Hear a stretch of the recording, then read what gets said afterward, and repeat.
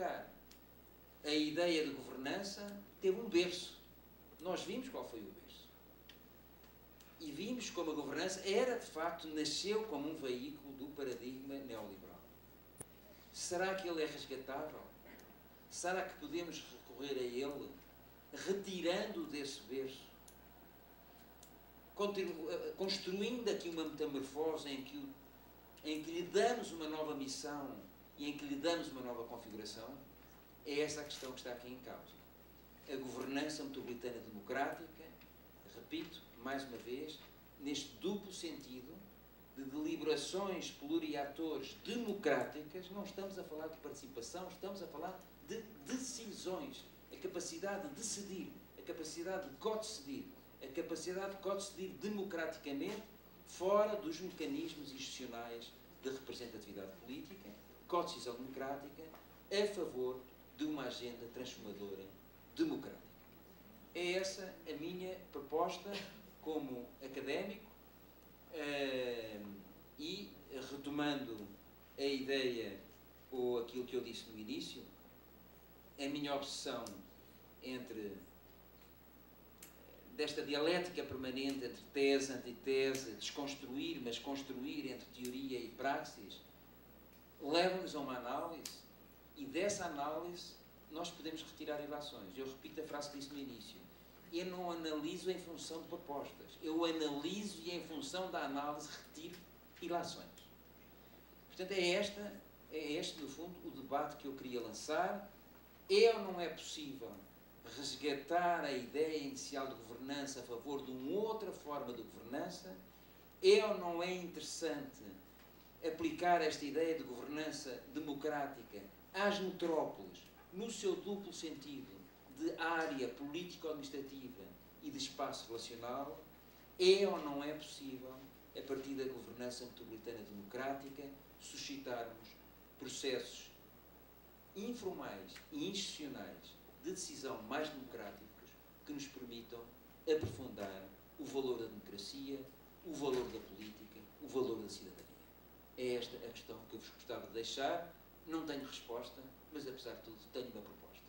Nós, em Portugal, há uma frase, não sei se existe no Brasil, provavelmente existirá, que é venho de peito aberto às balas. A nossa zona de conforto, muitas vezes, termina na análise. Não é? E eu gosto de pisar o risco. Portanto, eu venho de peito aberto às balas, podem disparar as balas que quiserem, porque as balas, para mim, fazem parte da controvérsia científica. Muito obrigado.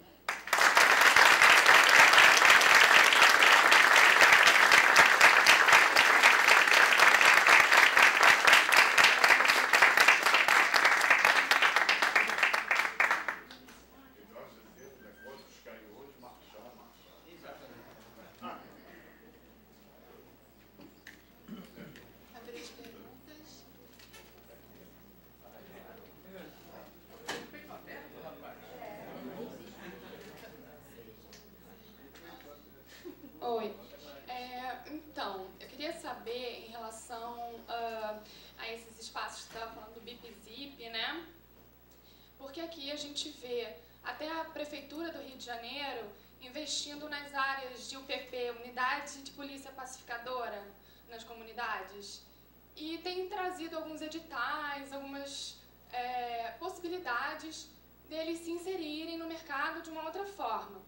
Só que o que eu percebo é que isso vem sempre com um discurso empreendedor, mesmo de inserção no mercado. Então, eles passam a jogar o mesmo jogo e em nenhum momento eles se libertam da condição deles. E eu queria saber se isso acontece no BIP-ZIP, se mantém eles na condição deles, ou se isso é, sim, um primeiro passo para essa libertação efetiva do ser social limitado.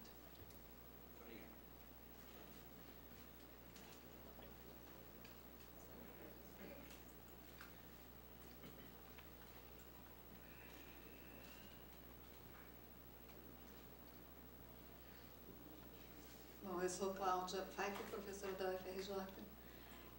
Duas questões. Trabalho em área social aqui, faço essa microprodução na prática. Então, tudo que você fala vem direto rebatendo o que eu faço, né? E a primeira questão é em relação a uma coisa conceitual, porque você fala uma coisa interessante, que é os conceitos, eles vêm carregados de um peso, na verdade, ideológico às vezes, né? Então, o conceito de governança, por exemplo, aqui, para os críticos do neoliberalismo, ele é rejeitado. As pessoas não querem nem ouvir, alguns grupos nem ouvir falar nisso. Eu trabalhei anteriormente, antes de governança, aqui chegou o de parceria. E o de parceria tinha o mesmo problema, você não podia falar em parceria. Se você falar em parceria, você é rotulado de neoliberal imediatamente.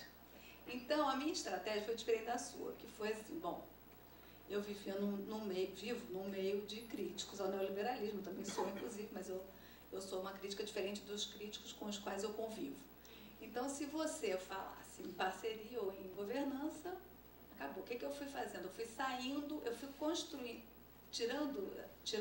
mantendo o conteúdo que eu queria, não usando os conceitos que geram essa rejeição. Porque eu acho isso um absurdo, na verdade, porque eu acho que a gente tinha que conseguir se entender e usou um conceito, explica que conceito é esse, eu vou tentar entender o que você está falando antes de destruir o seu discurso. Aliás, eu não vou nunca querer destruir o seu discurso, mas, na verdade, tem gente que quer destruir o discurso do outro. Então, a minha estratégia foi, não uso nenhum conceito carregado de rejeição ideológica, porque não é nem científica, é ideológica. Então, construí isso. Então, eu falo em colaboração a partir do território, não falo em governança, nem a cooperação, foi colaboração, que é trabalhar junto para tentar dialogar com as pessoas. Queria saber como é que os críticos ao neoliberalismo recebem essa sua tentativa de manter um conceito que tenha vindo do contexto neoliberal, né, mas dando a ele um outro conteúdo. Então, a primeira pergunta é essa, né, para ver qual é a melhor estratégia para lidar com essa situação, porque, na verdade, a gente tem que tentar eu acho que a gente tem que tentar se entender, né? Eu estou tentando isso, não desisti ainda não. Para construir junto, porque, na verdade, estamos, às vezes, do mesmo lado, só que usando conceitos diferentes, e isso nos afasta em vez de nos unir. Então, a segunda questão, então, é em relação a essa sua proposta final, que eu também fiquei pensando aqui, meio na linha do que, não sei, a Bárbara falou, que é, até que ponto, quando você relatou, eu não sei se eu não entendi bem, me pareceu que você acredita que as comunidades, primeiro, elas vão encontrar as soluções e o governo entra com apoio técnico, eu entendi uma coisa institucional.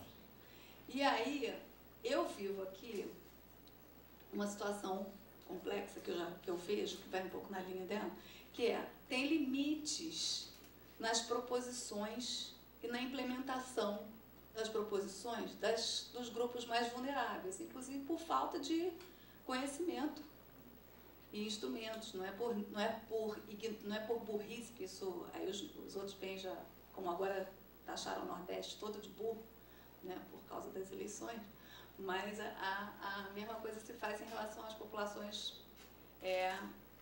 mais vulneráveis. Mas eu acho que não é desse lugar que eu estou falando, mas na interação com eles eu vejo que tem limites, tanto nas proposições que vão solucionar, quanto na implementação disso. Então, como é que ficaria esse lugar deles? Qual é o limite? O que você está propondo quando você fala assim, eles podem contribuir com soluções? Para que tipo de coisa? Porque, por exemplo, educação. Na Cidade de Deus, eles querem educação de nível médio, prioritário, profissionalizante. Isso, eles não têm como fazer isso. Então, como é que ficaria essa relação? Entendeu? Desculpa o prolongamento da fala.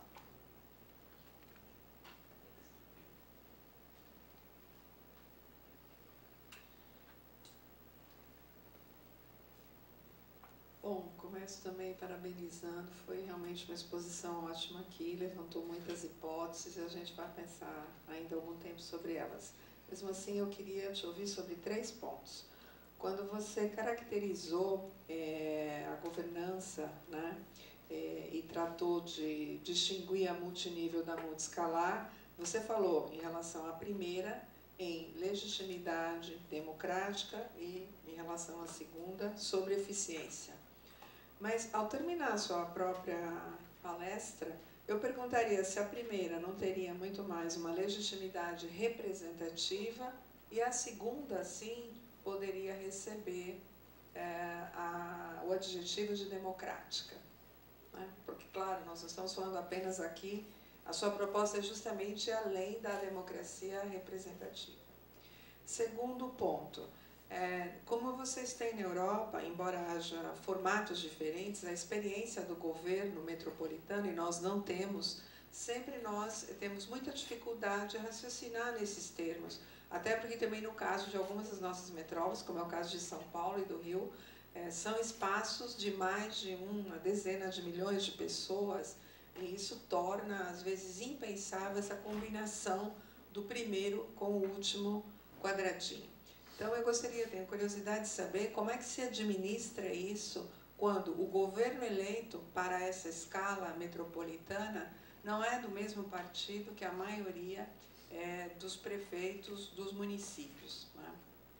E, por último, eu sei que sempre entre nós, brasileiros e portugueses, tem essa questão do sentido que as palavras têm, que não são necessariamente os mesmos. Né? Inclusive, na nossa universidade, que é a Unesp, está sendo organizado um dicionário sobre a origem das palavras do século XVI para mostrar como elas mudaram de sentido no Brasil e em Portugal. Mas eu te perguntaria se o que você está propondo é realmente governança, com esse sufixo, né? Ansa, ou é governação? Quer dizer, com a ideia muito mais de continuidade de processo, que esse sufixo, né, ação, ele quer dizer, você está sempre refazendo. E isso talvez, quem sabe, poderia resolver o problema de não ter que lutar contra os sentidos que a expressão governança já carrega em si.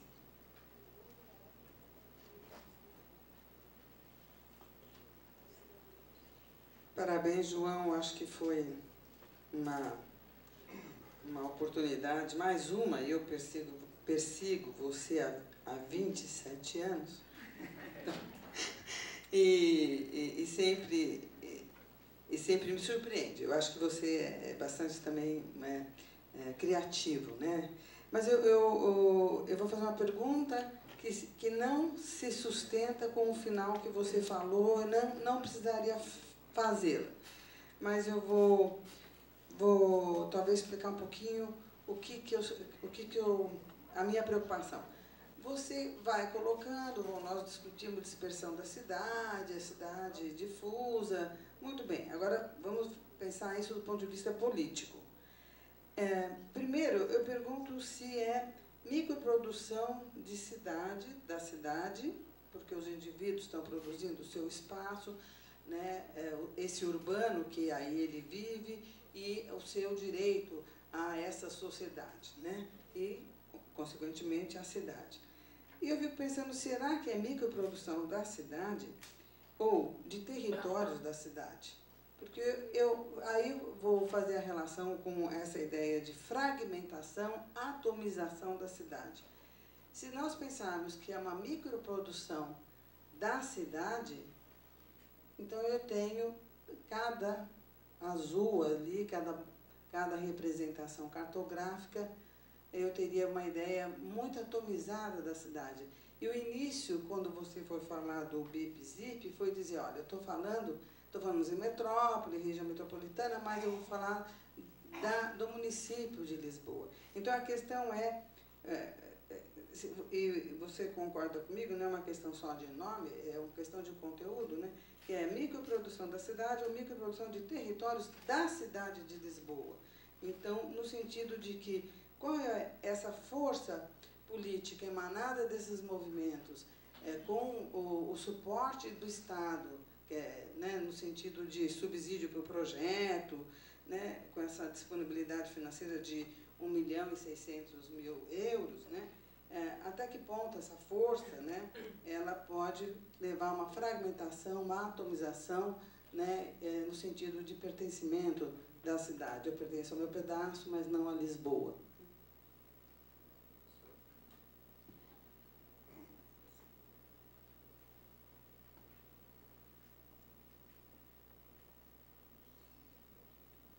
Boa noite, professor. Obrigada.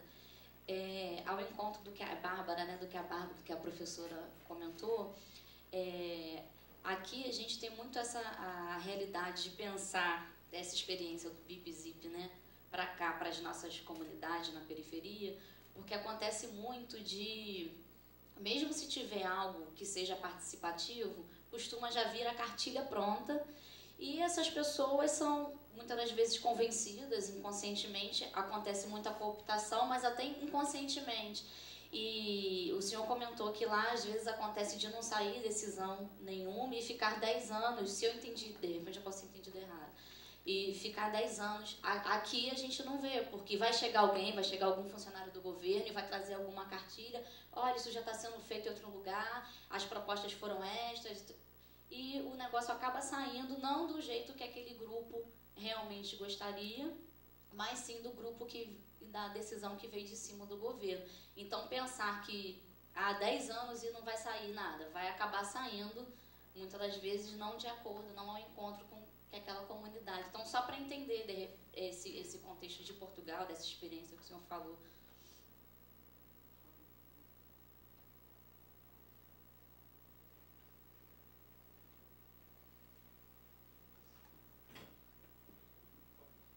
Posso responder? Sou muita já.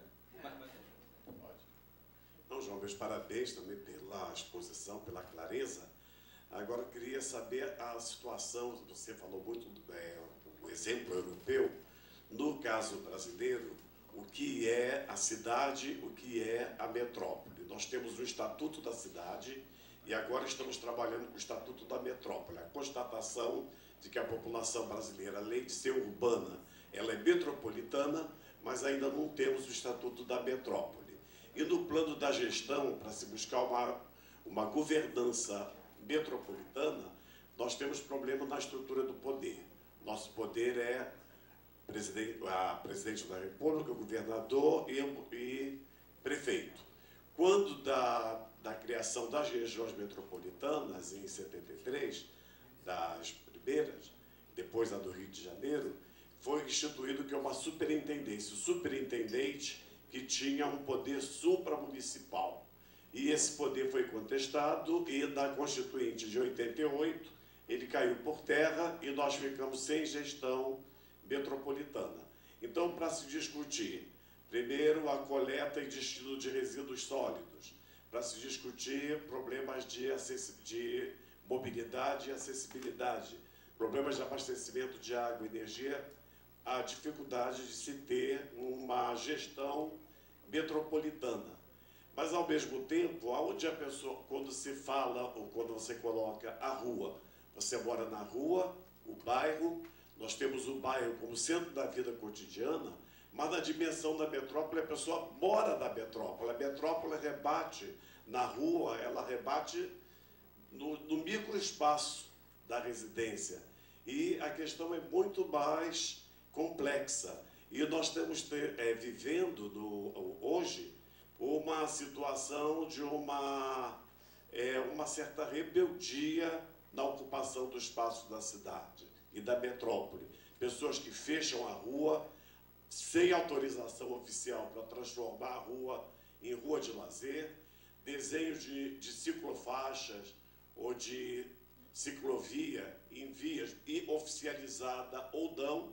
Então, são práticas cotidianas que estão aparecendo independente de uma ação do poder local ou diante do poder do casal municipal para as práticas cotidianas e num contexto também de economia solidária, feiras, banco de leite materno, várias manifestações da sociedade que buscam uma governabilidade independente de governo. Posso responder? Vou tentar responder.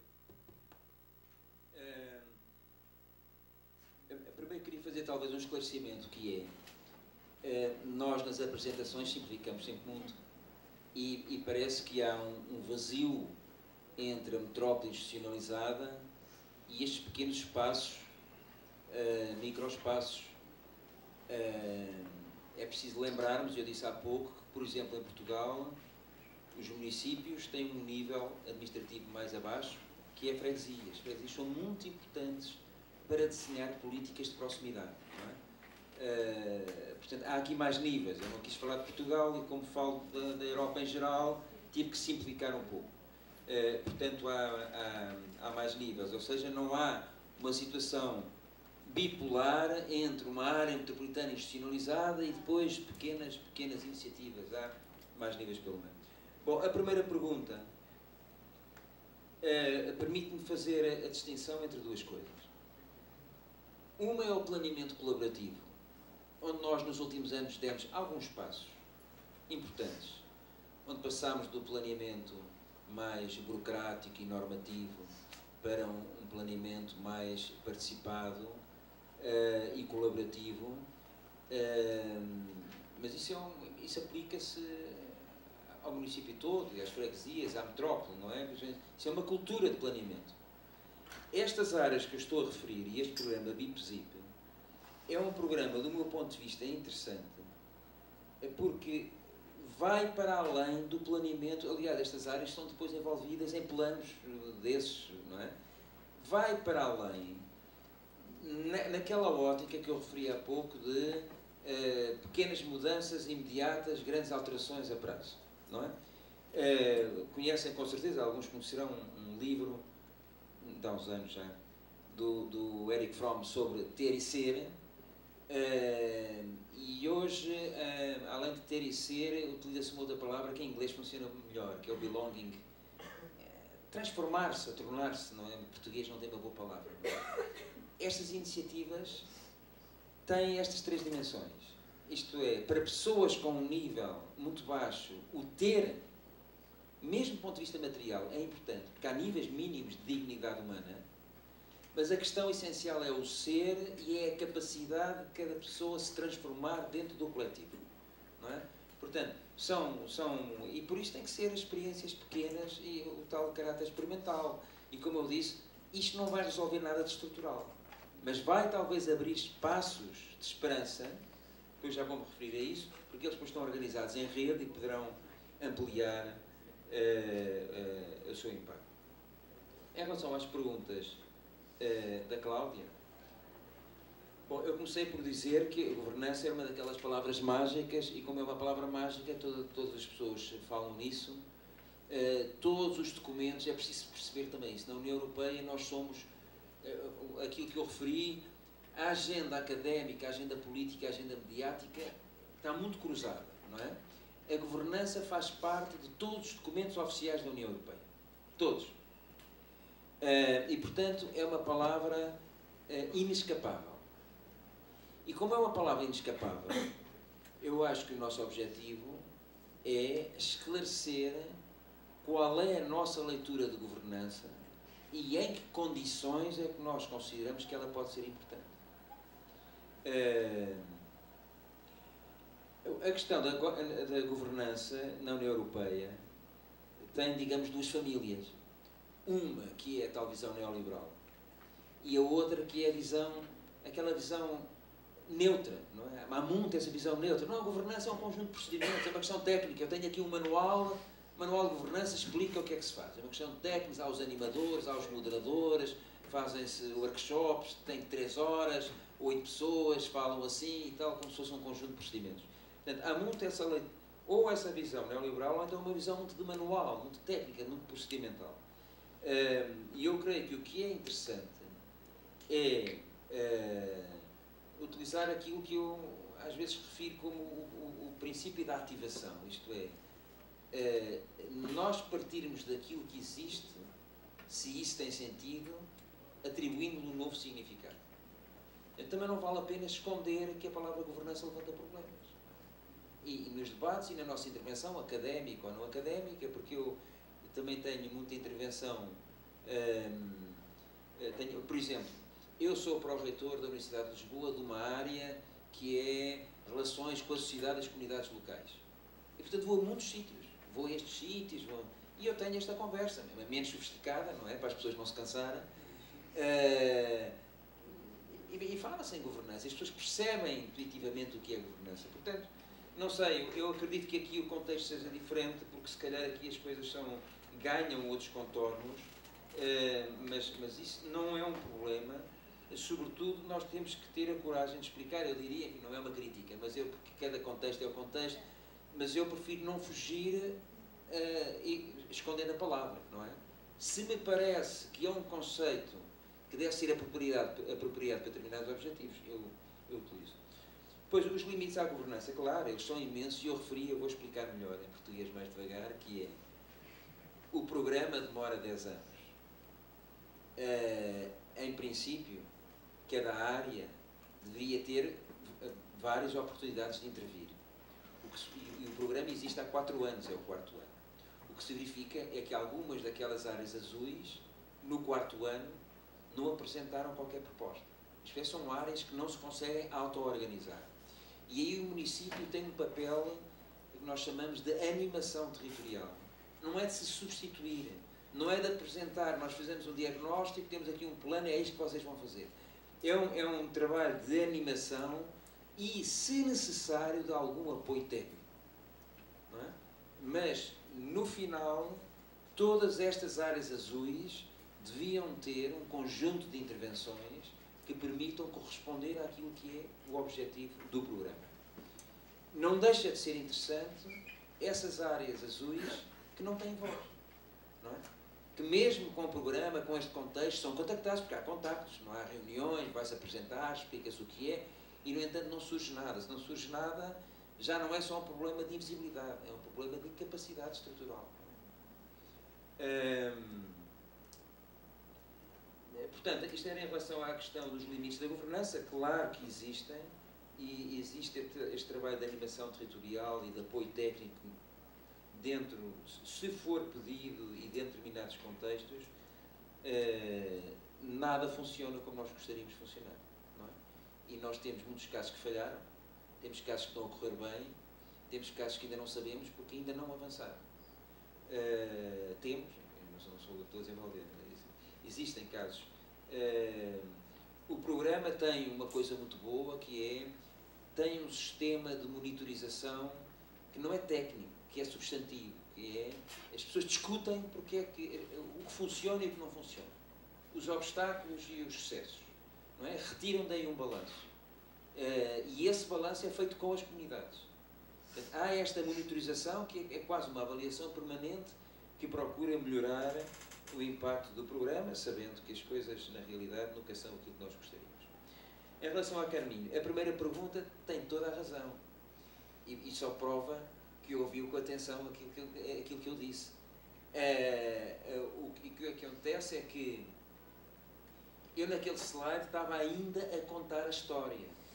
E a história, a certa altura, opunha as pessoas que tinham uma visão estritamente de legitimidade democrática e aqueles que tinham uma visão de eficiência. E isto depois tem atores. Por exemplo, os prefeitos tinham sempre a discussão da legitimidade democrática e recusavam-se a aceitar pessoas que falavam ou que tentavam demonstrar a importância de determinados espaços relevantes, mas que não tinham uma correspondência político-administrativa. E também havia, exageradamente, alguns atores, nomeadamente económicos, que tinham uma leitura estrita de eficiência em relação aos espaços relacionais.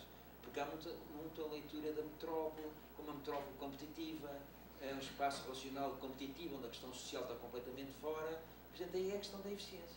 Eficiência, marketing, competitividade, etc, etc. Portanto, na história deste processo, uma estava associada à legitimidade democrática representativa, a outra à questão da eficiência, e se deu muitos debates que só é possível ultrapassar enriquecendo este conceito e percebendo que, de facto, nos casos estamos a falar de legitimidade no sentido representativo, noutro caso estamos a falar de legitimidade de um outro tipo, que é uma legitimidade democrática, estamos a falar de um outro tipo de democracia, de representação democrática, mas que é de um outro tipo. A questão dos partidos, a questão dos partidos é muito curiosa, porque, bom, não sei, temos ali os colegas portugueses, não sei que visão é que têm. Eu diria assim, é sempre difícil generalizar, é sempre incorreto generalizar. Mas eu diria que em Portugal, a maior parte dos prefeitos são muito pragmáticos. São muito pragmáticos.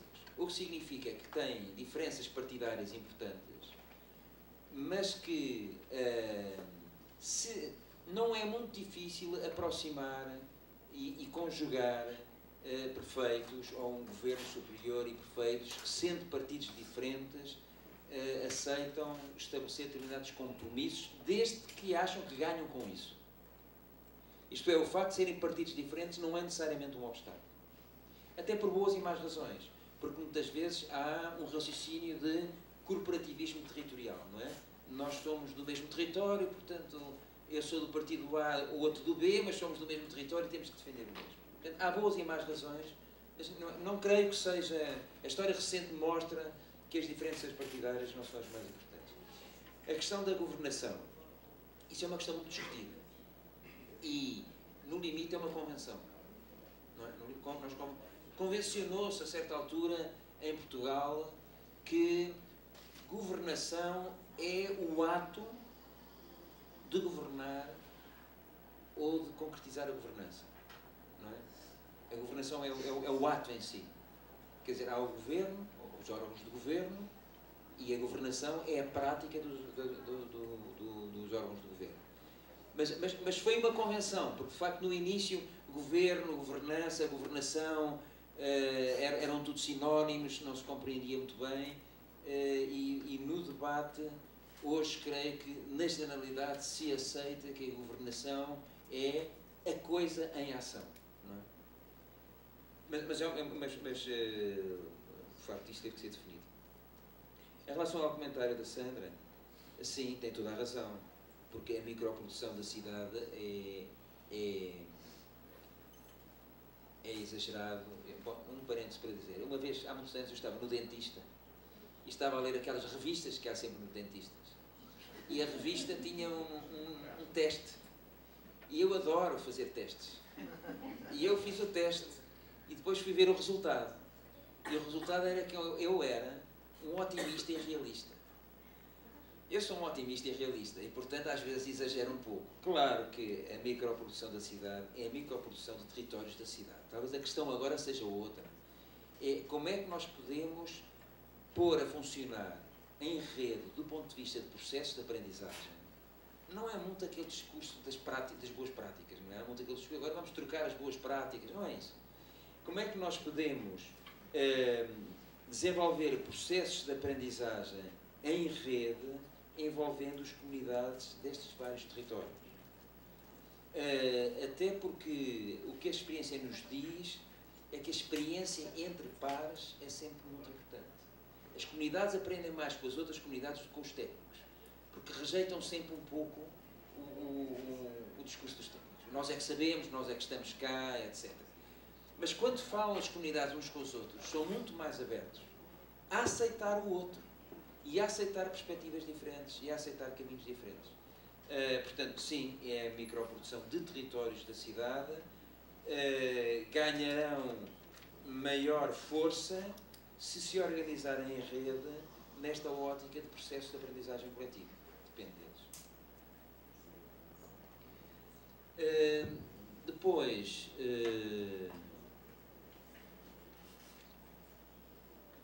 Depois, em relação à pergunta do Zé, eu escrevi uma coisa que não percebo o que é. Já não escrevi aqui uma coisa que já nem consigo ler. Mas retomava aquilo que eu disse há pouco, que é... e também o problema da comparabilidade e o que é que nós podemos aprender uns com os outros. Claro que eu percebo que São Paulo ou Rio de Janeiro...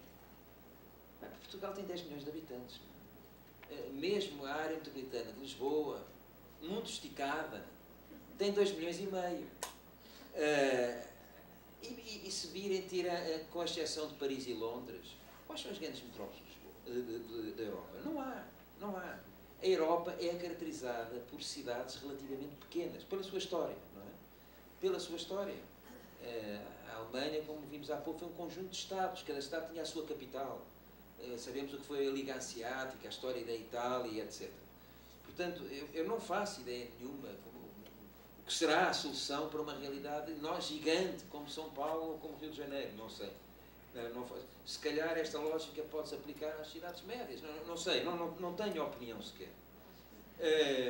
Agora, há aqui uma coisa importante que eu gostaria de salientar entre a dialética e a pressão recíproca da ótica dos bairros para a metrópole institucionalizada e da metrópole institucionalizada para os bairros.